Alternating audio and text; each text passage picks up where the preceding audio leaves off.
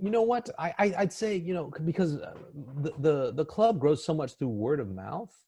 And so, someone that is looking to increase their business through word of mouth, I think a big part of that is that you have to be willing to give away a lot for free, basically. And doing that takes a lot of time and it takes a lot of effort and it doesn't have immediate payoff.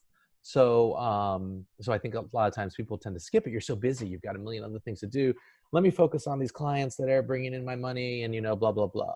But I think actually, if a person has enough time that they can think long term, spending time, for example, doing just free investor education. I see some sponsors doing, I think it's wonderful. They'll sponsor, maybe their hard money loan fund, and that's what they syndicate. And they will have like a thing that says, let me just teach people in general what this asset class is about. I'm not going to push my thing. It's going to be very low pressure and stuff like that. And I see them building the same kind of loyalty and kind of deal flow that way. So that's what I would recommend. Yeah, I like that. And do you have the time, enough time to think long term? I appreciate you, talking to that, thinking long term and understanding that there's no immediate payout, Yes. but it's a long term game. So, what would you say is the number one thing that's contributed to your success? Oh gosh. Well, for me, I mean, people get to success in a lot of different ways. For me, it has always just been hammering at it slowly day after day, because I'm not a person that experienced, that the massive success that some people were just like overnight, they became so successful. For me, it's always been hard work, and I've always had to overcome lots of obstacles, and I made lots of mistakes. So for me, really the biggest ability was like when something knocks me down, I have to get back up again. And it's just been, it knocks me back down, and then I'll just methodically try to work on it a little bit more every single day. And so that's what's worked for me. Is there a way that you've stayed motivated, especially first getting started, or the way that you constantly educated yourself, or something about a daily routine that you could recommend to everybody? Yeah, there's a bunch of things that I found. One is really counterintuitive, and I read it in a book.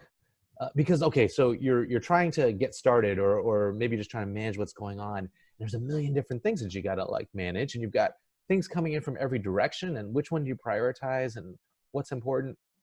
And what I found is that over time, I start with like a list of things I don't have time to get to, and the list gets longer and longer and longer and longer. And then eventually it's like, oh my gosh, I don't even want to look at the list. So I read this book, which was very, and I can't remember the name of the book, unfortunately, but basically the suggestion in the book was that every day, the first thing, not even like wait, you do first thing, you go to your list and you pick the one hardest thing on it, just one, and you just basically do it.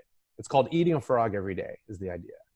And I thought, wow, that's pretty challenging, but I tried it.